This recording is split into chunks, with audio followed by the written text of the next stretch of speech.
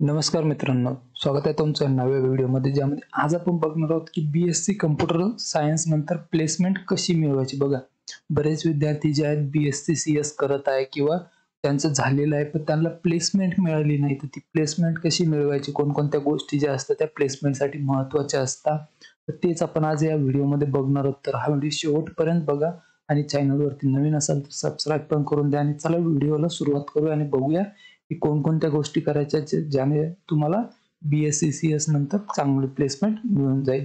तर बघा, सगळ्यात आधी महत्त्वाचं असतं, जे पण प्लेसमेंट मिळवायची तुम्हाला त्यासाठी टेक्निकल स्किल तुमच्याकडे असणं गरजेचं असतं. जसं की बघा, BSc CS मध्ये सगळ्यात जास्ती काय असतं की प्रोग्रामिंग लँग्वेजेस असतं, जसं जावा आहे, C++ आहे किंवा पायथॉन आहे. ते यामध्ये तुम्हाला एकदम चांगलं पक्क बनायचं. याचं जी फंडामेंटल्स असतं, याचं जे फंडामेंटल्स आहे, HTML असेल, CSS असेल, जावास्क्रिप्ट, याचं फंडामेंटल नॉलेज घ्यायचं. तुम्हाला टेक्निकल जे नॉलेज असतं, प्रॅक्टिकल नॉलेज तुम्हाला इथे मिळवायचं. ते जर तुमचं चांगलं असेल तर प्लेसमेंट मिळायला तुम्हाला खूप सोपं जात असतं. त्यानंतर बघा, दुसरी गोष्ट म्हणजे स्पेशलायझेशन.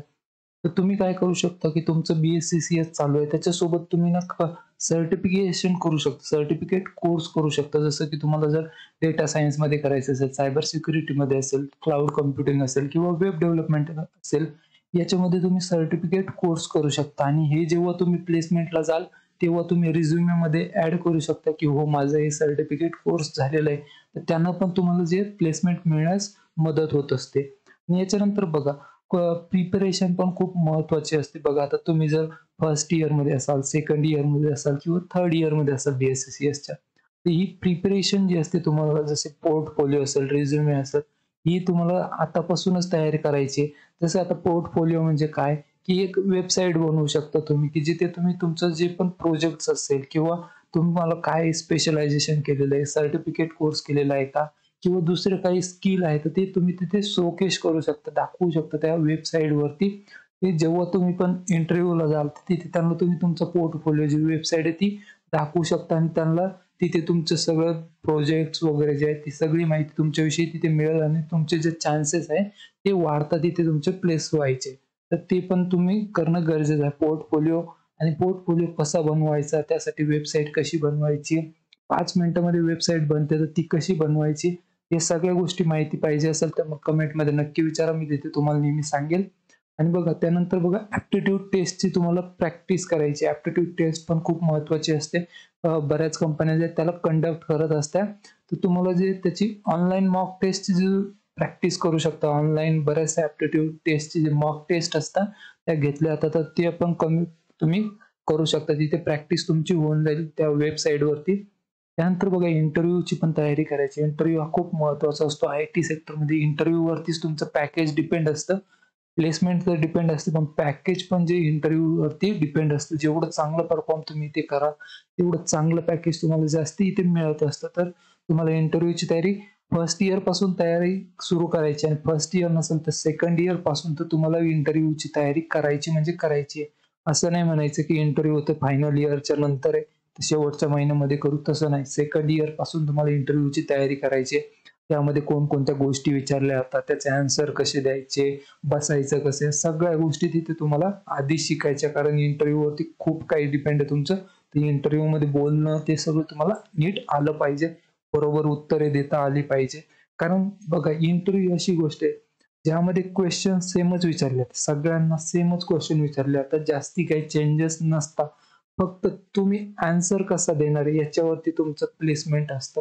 तुम्ही जर आन्सर चांगल्या पद्धतीने दिले, चांगले शब्द यूज करून दिले, तर तुमची प्लेसमेंट होत असते.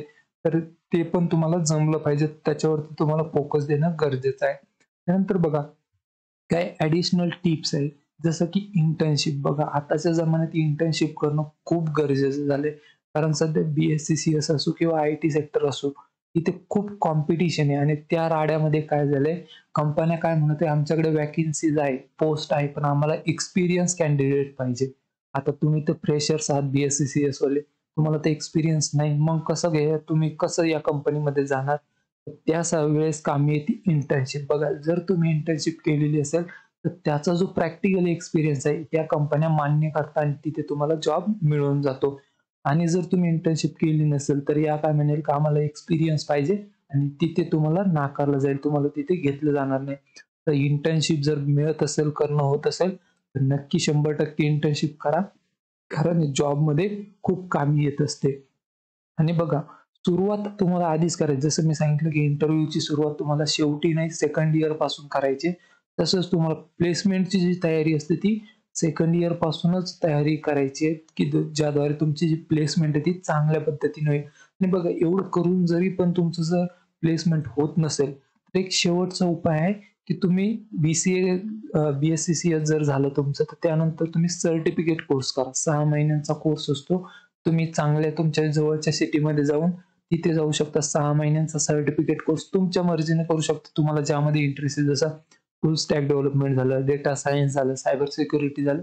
त्यामध्ये 6 महिन्यांचा कोर्स तुम्ही करू शकता आणि त्यांना म्हणा, की आम्हाला प्लेसमेंट पण पाहिजे. तर ते क्लासेसवाले काय करतात माहिती का?